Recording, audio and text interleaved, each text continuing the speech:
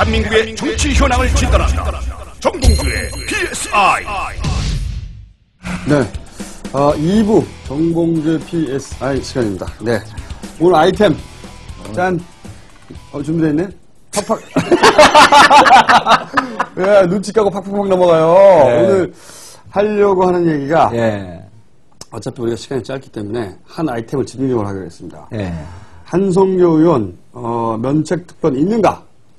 면책특권 있어서 자기는 수사에 응하지 않겠다고 얘기하고 있죠. 네, 그러면 이 한성교 의원 면책특권이 있는가부터 얘기를 시작해가지고 한나라당 상황이라든가 왜냐면 이게 공천하고 관련돼 있지 않습니까? 결국은 그렇죠. 네, 내년 총선 이야기 이렇게 한번 쫙 이어가보죠. 네.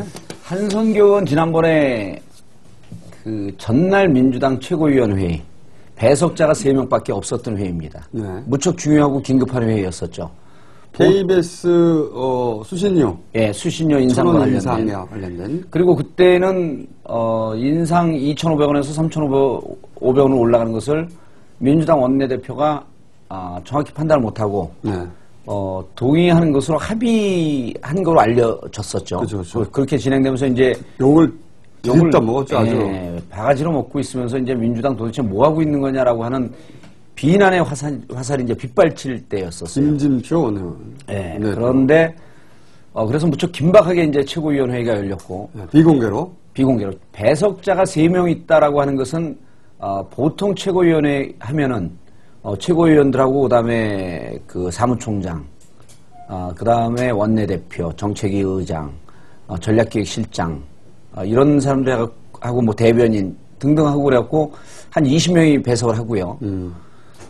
그리고 당의 실무 책임 국장들 이 사람들이 한 20명 정도 또 배석을 합니다.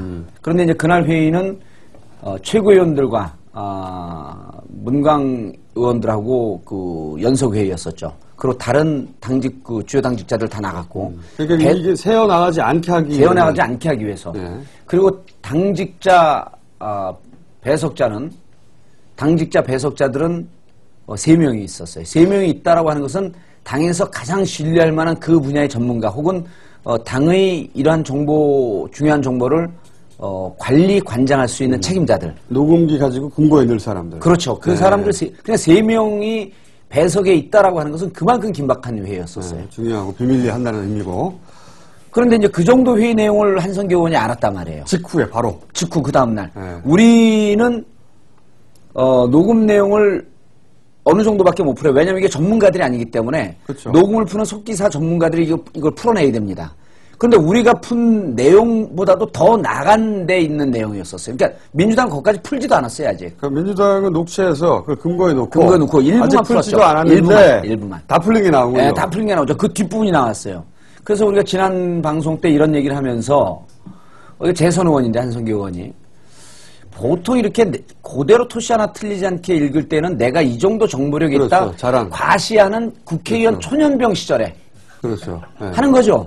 그런데 지금 재선 의원님은 왜 아직도 하세요? 왜요? 깜짝이야. 의원님은 예외로 하고. 그러니까 이제 그 양반이 당의 그 주요 정책 실제로 그런 걸 요직을 못 맡아봤고 잘 모르는데 그럴 경우에는 어제 민주당 최고위원회의가 있었다. 내가 입수한 정보에 따르면 그렇죠. 첫째, 둘째, 셋째 하면서 내용을 쭉 정리해주고 이것은 이래서 문제, 이것은 이래서 문제 이렇게 하고 민주당은 이 수신료 인상에 대해서 정치적 약속을 지키지 않는 소신 없는 집단이다. 이렇게 공격을 해야 되는 거거든. 그러면 사람들이 민주당 정보까지 알고 있고 저걸 정확하게 저렇게 분석해? 한성교 저거 대인의 풍모가 돋보이는데? 이렇게 보일 거 아니에요. 근데 얘기를 하면서 토시 하나 틀리지 않고 네 줄 사이에 천정배 의원이 말을 더듬은 28일은 그런데 28일은 네 줄 사이에 28일이 3번 나와요. 이거는요 뭘 얘기하는 줄 알아요? 나 바보예요. 나 바보로 추정해 주세요. 이러는 거예요. 근데 그런데 이제 문제는 뭐냐면 그렇다면 그리고 그 다음날 노출을 시켰는데 본인이 국회의원 면책특권에 해당한다 그랬어요. 그래서 수사에 응하지 않겠다고. 수사에 응하지 않겠다 그랬어요. 그러니까 경찰에서 다 검토해봤는데 면책특권에 해당 안 된다. 면책특권에 해당 안 된다. 면책특권에 해당되는 요건이 어떻게 되는 겁니까? 면책특권은요. 면책특권을 국회의원들에게 주는 이유는 본인의 정치적 소신 혹은 정치적 발언이 쓸데없는 이런 그 송사나 이런 데 휘말리지 않게끔 국회의원들에게 고유하게 정치적 소신을 마음껏 얘기하라고 하는 기회를 주는 건데 장소가 제한이 되어 있습니다. 본회의장에서의 발언. 큰 공간, TV에 나오는 그러니까 회의장. 예. 공식적으로 국회 운영 규정에 따른 인정해주는 회의장. 네. 그러니까 본회의장에서의 발언, 네. 그다음 국회 자기 소속 상임위원회에서의 발언, 네. 이것을 제외한 나머지 공간에서 면책특권이 아닙니다. 아, 원래 그래요? 그렇죠. 국회의원은 어디서 무슨 발언을 하든 면책특권을 가지는 게 아니라 면책특권이라고 하는 것은 공식적인 국회의 의사 일정에 따라서 진행되는 회의. 특정한 공간에서만 인정되는 권한이네요, 원래? 그렇죠. 국회 본회의장하고 상임위밖에 없어요. 그렇군요. 그럼 기자회견은요? 기자회견 면책특권 아닙니다. 아. 기자회견도 면책특권이 아니에요. 그렇군요. 근데 이제 기자회견에서도 면책특권은 아니지만 그래도 어느 정도 그 발언을 인정해 주는 경우가 어떤 경우냐면 대변인들의 발언. 대변인들의 발언. 당연히 공식적인 발언이라고 보고. 공식적인 발언이기 때문에 저 사람이 혹시 이 부분에 대해서 허위사실 유포나 명예훼손으로 추정된다고 할지라도 대변인이기 때문에 정당의 일상적인 정당 업무로 보는 거예요. 그러니까 그 사람의 개인적인 사견이 아니라 그렇죠. 정당의 입장으로 공식적인 입장을 대변인의 입을 통해서 나가는 것이기 관례적으로 때문에 봐준다. 그 사람의 개인의 허위사실 유포나 명예훼손 이런 거로 거는 경우는 거의 없었죠. 그런데 유독 이 정권은 정동영 당시 대통령 후보의 대변인이었던 김현미도 걸었습니다. 그래서 그 김현미 1년에 집행유예 2년이니까 그 형이 나왔었죠. 뭐 대통령 부인이 무슨 시계를 찾는데 뭐 시계가 뭐 고가 시계다 이런 등등 사건이 있었습니다. 그래서 기자회견장도 사실은 면책특권 범위에서 제외됩니다. 그래서 2007년도에 제가 BBK 갖고 이명박 대통령 문제점을 공격할 때 저는 본회의장 상임위원회에서 발언보다도 기자회견을 더 많이 했어요. 그래서 걸렸잖아요. 그러니까 기자회견 하면서 제가 뭐라 그랬냐면 기자회견은 면책특권 아니다. 이 정도로 내가 이 근거와 증거에 대해서 확신이 있다. 훌륭한 의원이었죠. 나중에 들어갔더니 이제 저한테 간복한 그 일부 검사가 네. 그 대인으로서의 풍모를 보고 이제 그 간복을 한 거죠. 그리고 왜 기자회견장에서 했습니까? 본회의장이나 상임위원회에서 했으면 여기까지 안 오셨을 거 아닙니까? 그래서 난 그만큼 확신을 갖고 있다. 그러니까 거기서 더 이제 이 사람들이 감동을 한 거죠. 이 사람은 진짜 대권 주자다. 그래서 어쨌든 그래서 기자회견장은 면책특권 범위가 아닙니다. 오늘은 한 번만 하세요. 한 번을 다 쓰신 거예요? 몇 빠져. 그리고 그날 회의는 한나라 당의 회의였었어요. 민주당의 회의. 그다음 한나라당의 회의 내용은 면책특권 범위가 아니에요. 그렇군요. 그건 당의 일상적인 정치 활동이기 때문에 거기서 바로 그래서 기자회견 하는 걸 잘 보면요. 대변인들이 이런 식으로 얘기해요. 일테면 뭐 대통령 이런 문제가 있다. 이런 비리가 있다가 아니라 이러이러한 비리가 있다는 의혹이 있기 때문에 이 부분에 대한 해명을 요구한다. 오케이. 자, 그러면은 만약에 강제 구인하면 별 수 없네요? 강제 구인하기 전에 제가 만약 한선교 의원이라고 한다면 이제는 헛발질 한 거거든요. 네, 분명히 한 거죠. 예, 헛발질 한 거기 때문에 수순으로 들어가야 돼요. 그러니까 여기서 면책특권이냐 하면서 말하면서 한 번 더 그 두 번째 헛발질을 한 거죠. 면책특권 분명히 아니에요.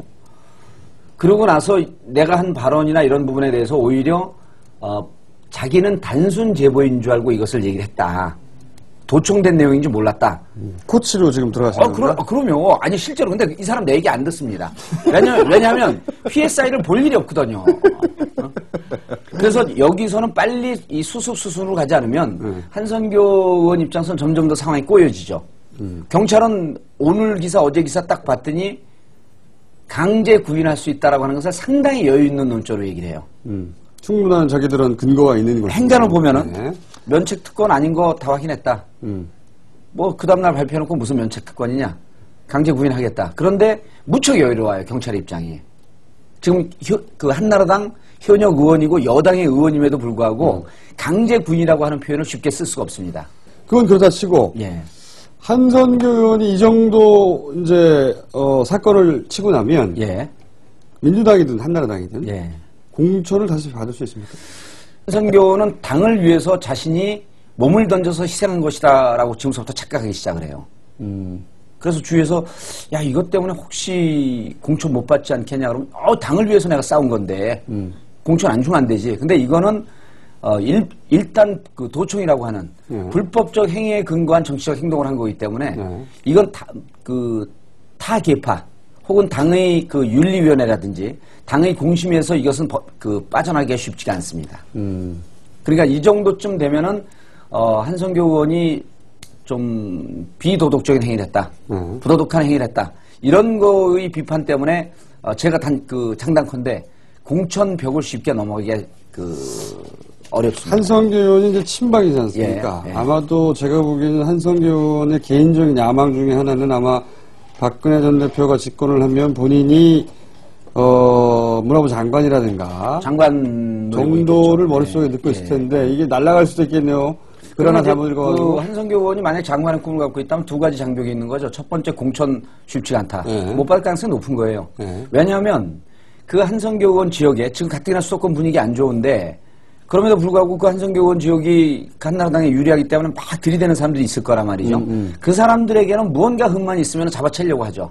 그리고 이제 이 정도쯤 되면 만약 공천을 받아도 본선에 들어가게 되면 지역의 대부분의 사람들이 우리나라 유권자들이 잘 모르는 것 같아도 부도덕한 행위, 부정한 행위 이런 거에 대해서는 잘 기억을 하고 있습니다. 그러니까 민주당에서 이런 부분에 대해서 지적하거나 그러게 되면 빠져나가기 쉽지가 않은 거죠. 근데 민주당에서 공격하고 뭐 도전하고 이런 것보다도 한나라당 내부에서 아마 이 문제 제기를 피하기가 힘들 것 같아요. 알겠습니다. 그럼 공천 얘기 나왔으니까 연결해서 여기까지 얘기하죠.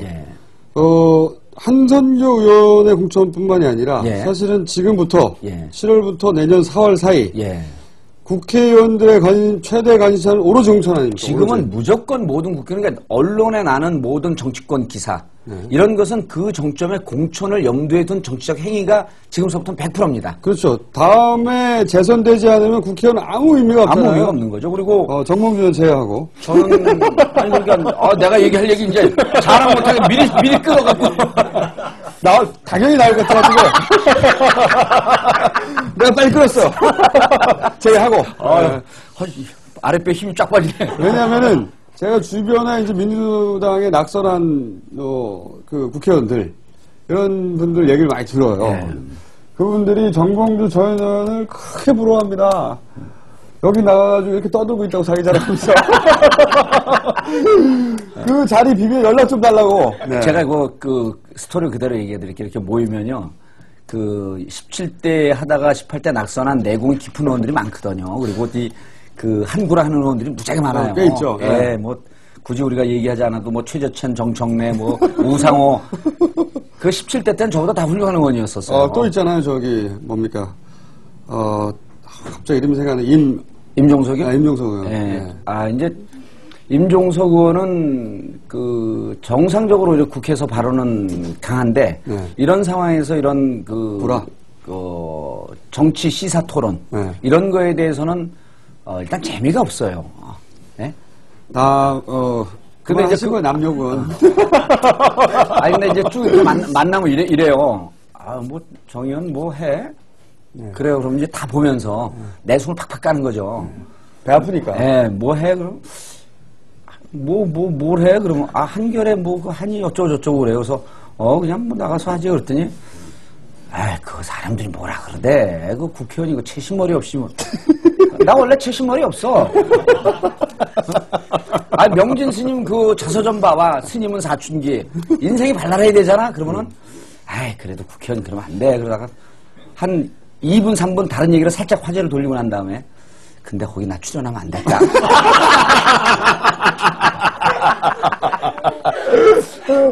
그럼 제가 정색을 하고 이래요.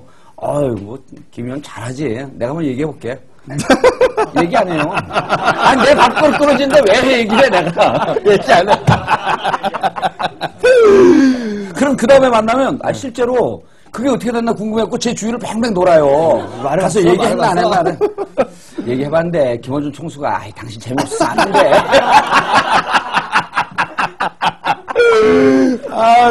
그러니까 이제 이런 것을 죽이고 확인 사살까지 딱 하는 거죠. 당신은 영원히 못 나온다, 여기에. 자, 근데 공천을 향해 지금 이제 달리고 있는 상황이에요. 달리고 있는 거죠. 네. 그래서 벌어진 일들이 뭐가 있습니까, 지금 한나라당하고 민주당에서? 이제 한나라당은 지난번에 뭐 잠깐 얘기를 했었죠. 그 한나라당은 지금 이제 두 개 축으로 전체 판이 흘러가고 있는데 계보가 완전 흔들려 버린 거죠. 네. 그래서 친박, 비박, 반박밖에 없다. 네. 그러니까 박근혜 대표, 전 대표를 중심으로 해서 그 주위에서 이제 그 얼쩡거리는 어떻게든지 내가 저기에 좀 보여야 되겠다. 그러니까 한선교 의원도 위험하다라고 하는 게 자타가 공인한 친박이지만 이미 흠결을 입혔거든요. 그럼 친이계 쪽에서 전향한 혹은 이쪽으로 이쪽 코트로 넘어오려고 하는 사람 중에서 한선교 의원보다 훨씬 내용이 좋고 훨씬 이미 좋은 의원들이 있을 수 있거든요.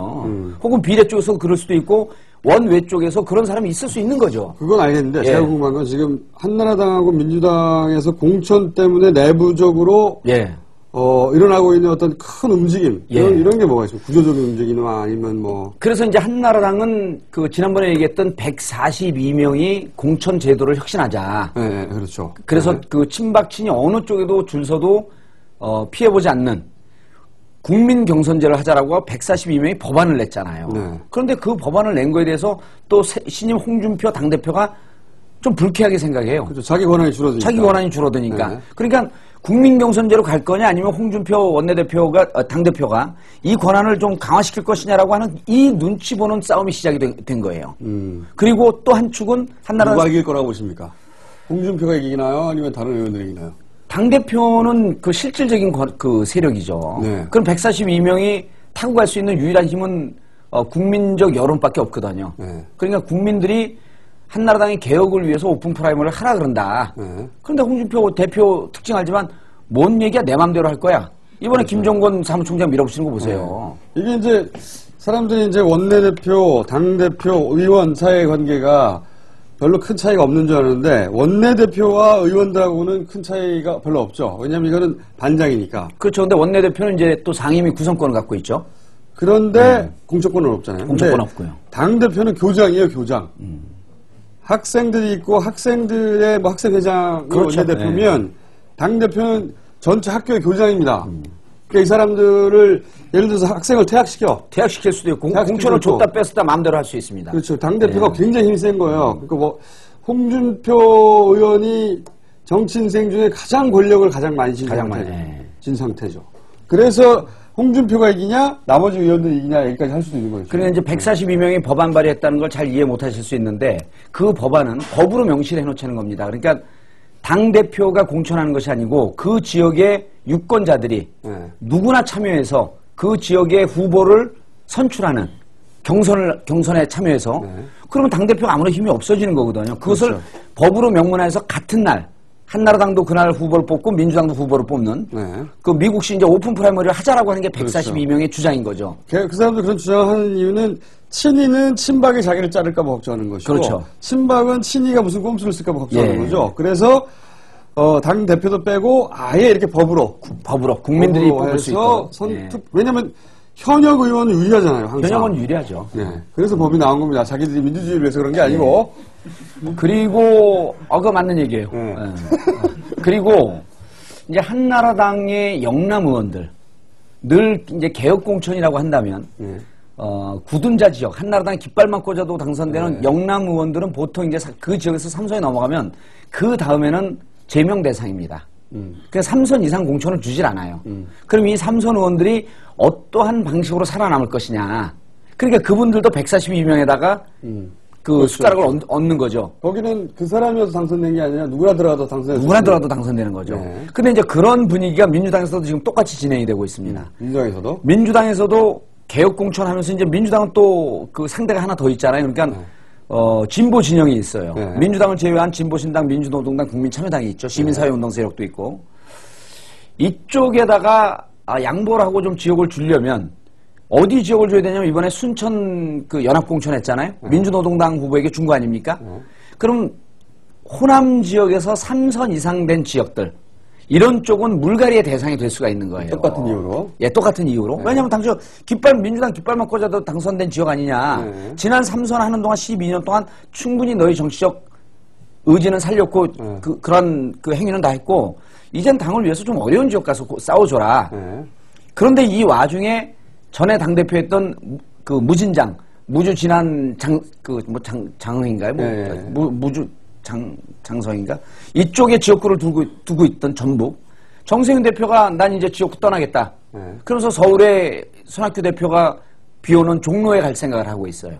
정세균 대표가. 그렇죠. 그 다음에 그 담양곡성인가 거기에 그 김효석 의원이 최근에 3선인데 나는 지역을 이제 그 우리 개혁공천을 위해서 지역을 버리고 난 수도권으로 가겠다. 김효석 의원 제가 무척 친하거든요. 지난번에도 18대 때도 서울로 올라 그랬어요. 그래 여론조사를 했더니 그 지역의 후보들이 막 와갖고 항의해갖고 이제 포기했는데 지역에서 3선, 4선 의원들이 호남에서 빼갖고 서울로 오겠다고 하니까 거기 있는 3선 의원들이 이제 좌불안석인 거예요. 자기는 떠날 생각이 없었던 떠날 생각 없고 또 한 번 거기서 3선이면 4선, 4선이면 5선 할 생각을 하고 있었는데 느닷없이 2명이 빠져나가면서 기자회견 하니까 막 항의했죠. 무슨 사람을 바꾸는 게 개혁공천이냐. 요런 분위기 한 축이 있고 근데 이제 그 와중에 민주당에서 느닷없이 진보신당, 민주노동당, 국민참여당에게 단일 정당으로 통합을 하자. 합당을 하자. 이거 이제 그 문성근 씨가 여기 한번 나왔었던 문성근 씨가 국민의 명령이라고 모두 다 합쳐서 야당은 단일 정당으로 만들자고 했을 때 민주당에서는 시큰둥 했어요. 무슨 소리냐고 시큰둥 했는데 지금 갑자기 정당을 하나로 만들자는 이야기를 민주당 입으로 먼저 한다는 얘기예요. 제가 근데 이제 제가 다른 데서 그 문성훈 선배 100만 밀란 다 뜻이 좋은데 다 정치를 오래 해본 사람은 단일 정당이 안 된다는 걸 알아요. 그렇게 단일 정당을 만들잖아요. 그리고 거기서 공천 떨어진 사람이 또 정당 만듭니다. 그래서 단일 정당은 이상적이고 불가능한 거예요. 자꾸 분열을 합니다. 그런데 어쨌든 민주당에서 단일 정당 하자고 선언을 했어요. 그리고 그 다음날 며칠 있다가 진보신당, 민주노동당, 국민참여당에서 단일 정당을 하자라고 하는 것에 진정성을 의심할 수밖에 없고 지금은 우리 진보 진영 세 당을 먼저 엮고 민주노동당, 진보신당 먼저 엮은 다음에 국민참여당도 같이 갈 수 있고 이 진보 정당 블록을 먼저 만든 다음에 민주당하고는 선거 연합을 하자. 이렇게 얘기를 했어요. 그럼 국민들이 보기에는 민주당이 단일 정당 하는 게 더 나을 텐데 왜 저렇게 자꾸 분열돼 있을까? 민주당은 하나로 하자고 하고 거기서 1대1로 붙자고 하는 거예요. 그렇죠. 이쪽에 3개 묶은 다음에 1대1로 그 연대를 하자. 연대를 할 땐 연대하고 뭐 경쟁을 할 땐 경쟁을 하자. 근데 이제 사실 보면 민주당이 제가 민주당 소속이긴 하지만 단일 정당이 안 된다는 거를 잘 알고 있어요. 그럼에도 불구하고 단일 정당으로 가려고 그러는 거는 꼼수죠, 꼼수. 그거는 이제 그 김원준 총수가 얘기한 거 이런 거죠. 단일 정당으로 되면 민주노동당 출신, 진보신당 출신, 국민참여당 출신들에게 어느 특정 지역구를 양보할 이유가 없어집니다. 감동들 하는 거 봐요.